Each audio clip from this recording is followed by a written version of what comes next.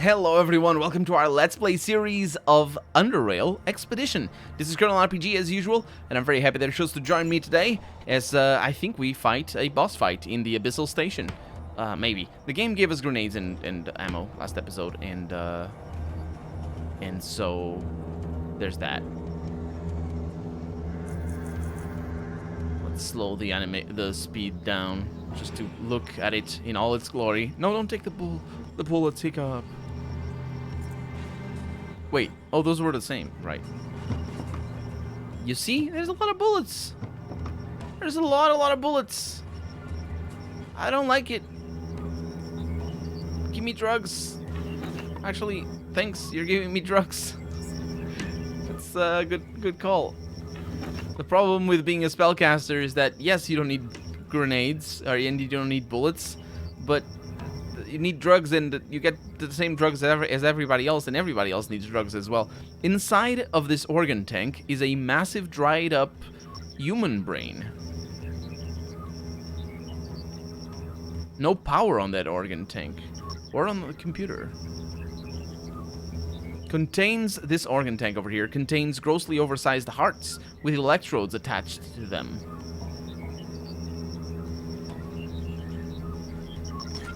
An electronics cabinet over here, an MEG tracings, magnetoencephalogram of a certain R. Jensen's brain activity during high frequency 41.5 hertz. Shadow wave exposure as printed at the bottom. Doesn't look healthy one bit. That's a word. That's a sentence. Doesn't look healthy one bit. We got ourselves a neuroscopic filter over here. That's actually pretty expensive. I'll take it. I don't think I'll need it. That other one we do. A thought control modulator and a metathermic, really high quality metathermic modulator. And something called a pacifier, which is a headwear thing. The cumbersome and clunky construction of the psionic headband suggests that it's just an experimental model. It seems that their designers were looking to enhance non-lethal psionic techniques. I don't like it then, but I'll probably wear it. Let's see. Well, I haven't looked at it. We do have a mentor over here for something called Enrage. Speaking of which, I have an ability that I never use. I believe it is the Stasis.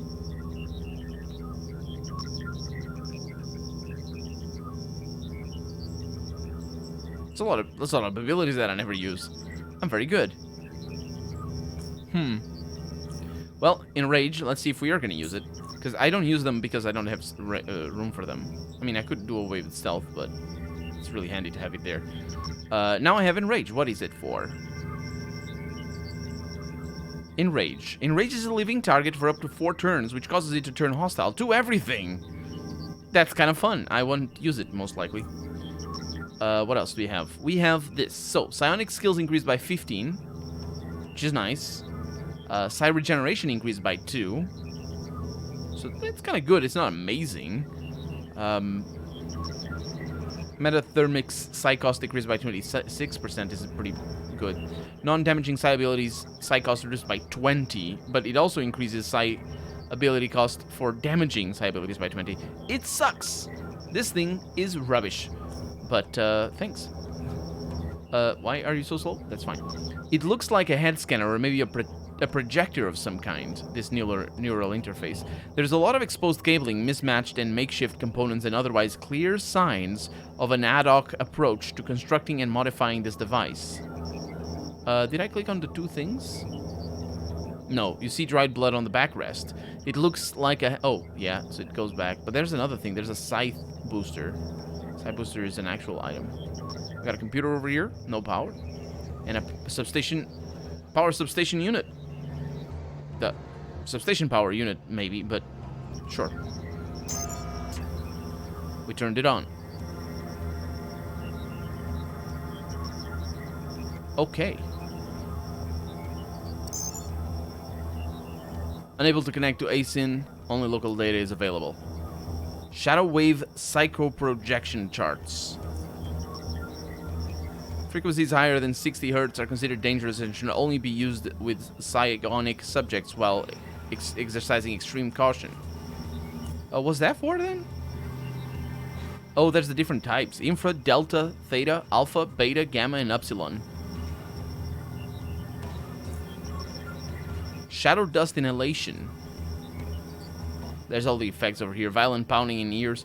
Frequencies higher than 42 hertz will consistently result in death of subject that have inhaled shadow dust. Digital urges, madness, suicidal urges, sorry, not digital urges, often leading to cerebral hemorrhaging and death.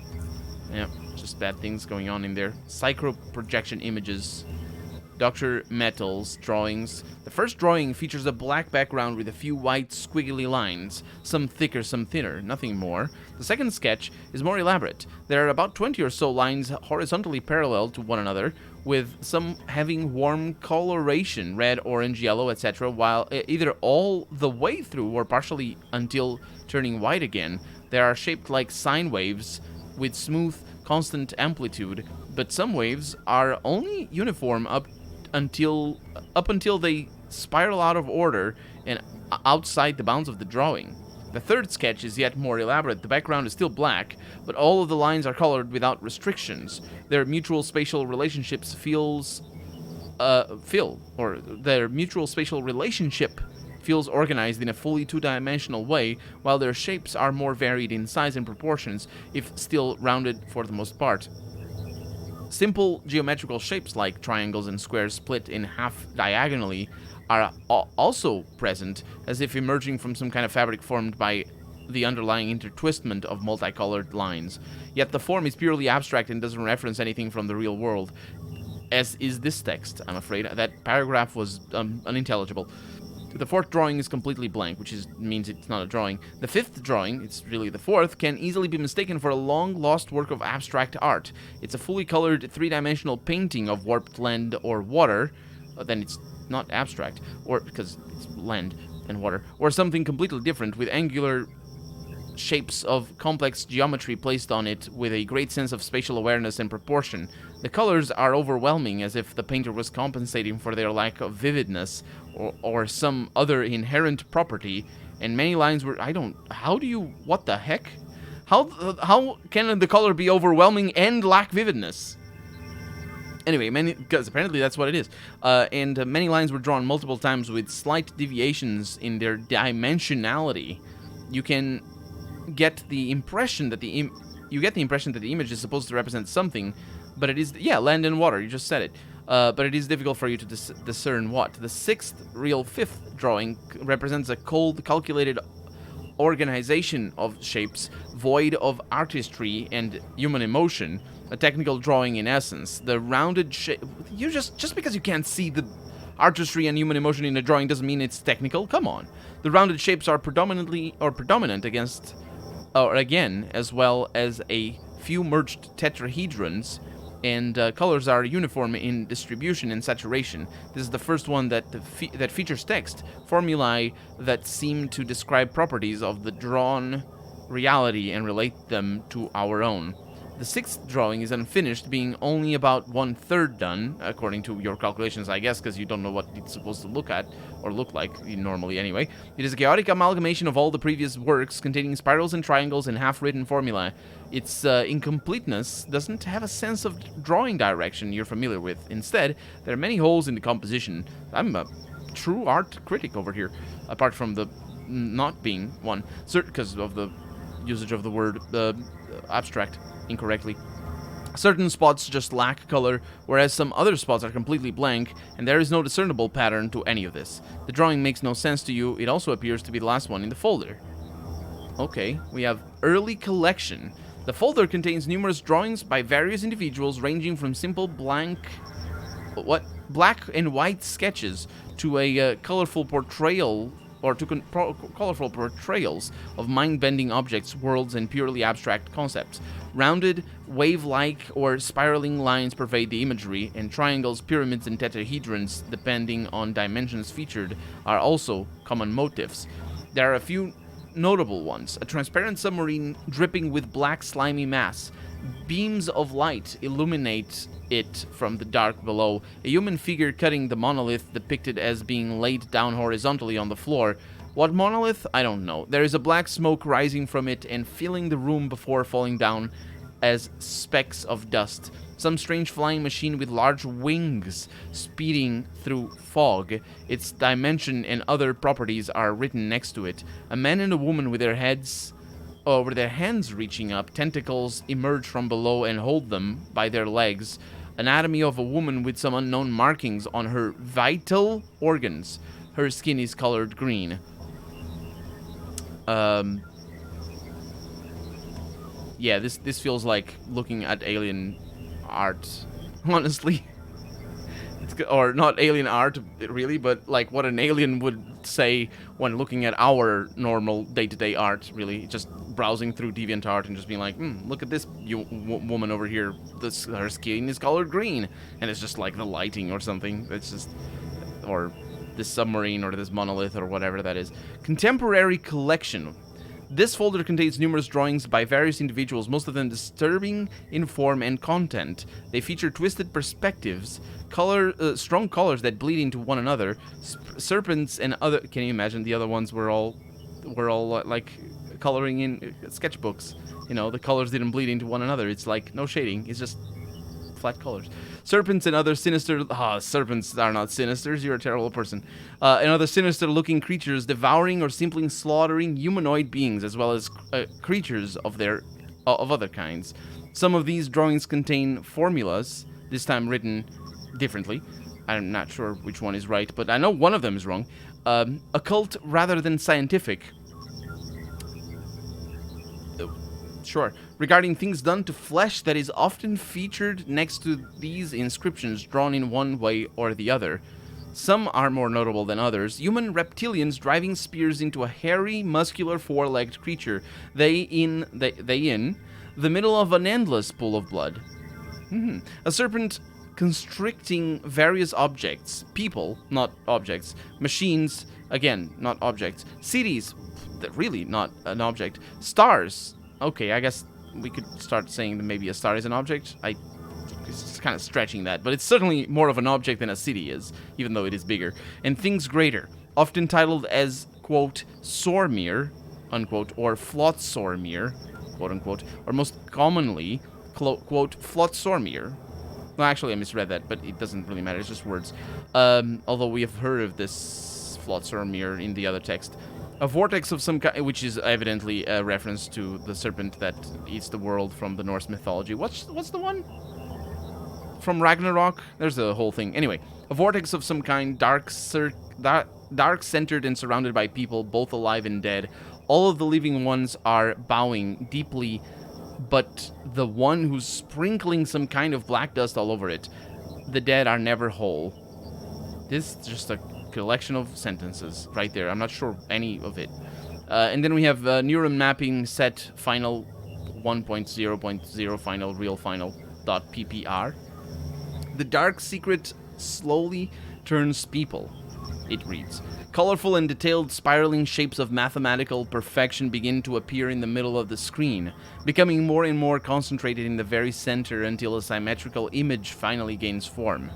The shapes repeat in different configurations and are self-similar, which, what is the freaking hell does self-similar mean? Composed of smaller, identical, or almost identical shapes to itself, diminishing in scale. It's called diminishing in scale to apparent infinity. It's called what is it called? Not a vortex. What is it called? It's like, oh, I'm missing all the names today. I don't remember the name of the serpent, and I don't remember the name of this. It's a vector. It's not a vector. It's a thing. It's describing a thing that is a common thing that I should know the name of, and it would be a lot more interesting if the game told me what the name of it is, because I would know what it is, and just read it to you, and maybe even I would say what this is, but now I can't because I don't know the name of it. I'm an idiot. You know the thing that just, if you look deeper and deeper, it's just a, if you zoom in and in and in, it's just more of itself and never ending, because it's self-similar, apparently. The text underneath the image indicates that the image is being rendered in real time from some kind of mathematical function, and you are given the option to zoom further in. Yeah, that's what it is. So basically, if you multiply something by 2, And no, how's it go? How do you make one simple one? It is usually from mathematical functions. There's a common one that I forget because I have no degree in mathematics or anything. You zoom into the center, the macro shape outgrows the screen and reveals its fractal. Fractals, that's the one. Thank you, game. Its fractal composition, where constituents then again grow larger and radiate away as you zoom in. Colors change and shapes reconfigure, sorry. And the longer you stare into the infinite center, the more it feels like you're descending into new realities, losing sight of the previously obvious patterns and building blocks. From purple vastness, you fall into a spiraling azure sea whose surface forms the maw of the universe that swallows you and squeezes you past the bright stars and into a quasar containing a layer of slithering green serpents between which clouds of glistening dust conceal scorching pits of molten rock, forming an iced island, on which a forest of orange vegetation is home to swarms of yellow thousand-legged insects crawling around, and their monstrous black queen, whose single compound eye reflects floating polyhedrons between which cosmic arcs of not rays of lightning wreak havoc that disintegrate reality and fall broken into a spiraling singularity, which is in fact a great serpent you can no longer zoom in. Thanks. And I did that because obviously that was it was supposed to be like that. It's the invoking. Ooh, I'm watching a meme on Twitter. Because that's basically what that amounted to. Just like, what? Scroll past it. And we scrolled past it. No, don't go back in there. Summon available serpent. Sure. Who wouldn't want a serpent, really? Okay, so we have the organ tank over here that was offline. It's probably still offline. It reads Neuro-Reptilian Brain. Or Neo-Reptilian Brain. I don't know what the reptilian brain is. I know it's an expression, though. Like the reptilian brain is like a part of us. Like maybe like the id and the superego and stuff like that are parts of us, or just colloquially called parts of us. When motionless, the liquid is viscous and sticks to the walls of the container. Its sparkling reflections rich colored. But when shaken, the liquid breaks up and turns into matte, dry lumps. It remains so for a few moments and then resettles and reliquefies. It's a liquid crystal slime. I like it. To experience. Really nice. Give me more. Insulating foam padding. Yeah, I'll take that. Galvanic foam padding. I'll take the better one. I could take the other one as well. We have a cryogenic collector over here. It's really good. I don't know what it is for. It's probably for a freezing weapon or something. It's some kind of crudely constructed scanner. You can't deduce much from its appearance. Apart from it being a scanner. Like, how do you even tell that something is a scanner? Can you imagine? How would you do that? Look at the radars in front, like what are they called? Cruise control radars in front of cars that have those, and you look at it and you don't know what it is, and you live in the world that they're made out of. You know that cars have cruise control radars. Oh, this is different. This is a new computer. Shadowlith Archive. This is a collection of collaborative scientific notes, reports, and papers on Shadowlith recovered following shadow emission number 129, which wiped most of the data out in the special laboratory database. The collection is incomplete and provides limited corporeal insight into the most basic interactions between Shadowlith and our reality. Whatever that means. It should only serve for archival purposes. I assume I'm reading this rather than the game telling me, because usually it's the game telling me what it is. Discovery. The Black Monolith, quote-unquote, was first uncovered at the Abyssal Excavation Site 6, exact year and date unknown, closest estimate between 20 and 30. Several years after the construction of Abyssal Station 0, the monolith is a 3-meter-tall, deep black structure in the shape of an hexagonal prism, augmented with pyramidal frustums at its top and bottom. It is composed of a material so dense it required 4 heavy sublifters to bring it to the station. At 1.8 tons, its density was calculated to be 30 grams per cubic centimeter. It could be 30 kilograms per cubic centimeter. Sorry. Yeah, 30 kilograms per cubic centimeter. Which I believe... I don't know. It could be. Transporting it from the manufacturing dome required reinforcing the floor with RG panels and using super lubric mats to eliminate friction when pushed by strongmen. Yeah. Composition test number something. Data unavailable. The test was performed after an upgrade to the nuclear magnetic resonance spectroscope module in the hopes that it would finally allow us to determine the molecular structure of the black monolith after numerous failed attempts. To our dismay, but sadly consistent with all of our previous tests, this one too gave us no results. The black monolith is impenetrable to all our instruments and impervious to all tools with which we have tried to obtain samples. In agreement with Dr. Marson, we are ceasing all attempts at further testing the monolith's physical properties until means to obtain samples are provided. We will instead focus all of our research on the shadow waves. Wouldn't something like this be done with a spectroscope rather than... Oh, it's already. Yeah, it is. You don't need a sample, you just look at it. You don't even need to be too close. Also, you could use a what's it called? A neutron microscope? Is it neutron microscope? The microscopes that look into like the formation of cells. They're very complicated and basically use more neutrons to bounce off of neutrons that are there already, and then you just can calculate it based on the reactions. It's really complicated, and I don't even know how to explain it very well. You could do that as well. You don't need to take things out of it. Shadow waves. A shadow wave is a transverse wave radiated by the black monolith, which during its first half period exhibits measurable physical interactions, positive extancy, but no measurable interactions during its second half period, negative extancy. In normal conditions, the change between positive and negative extancy occurs at frequencies of less than 0.2 hertz.